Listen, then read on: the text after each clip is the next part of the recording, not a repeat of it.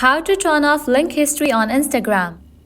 Let's get started. Launch your Instagram app. Here we go. Make sure you have already logged into your account. You will land to the home page. Now at the bottom you're gonna find different options. Head towards the profile option given at the bottom right corner. With that you will land to the profile page. Now at the top right corner you will find 3 bars. Click on it. Different options will appear. Go ahead and click on the option of your activity. Now over here you're gonna find different sections. Scroll down. Under how you use Instagram, you will find the option of link history. Open it. Now in this page you will be able to find all the links that you have recently visited. In order to turn off link history on Instagram, go ahead and open any of the link that you have visited.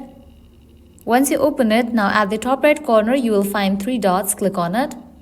Now head towards the option of browser settings.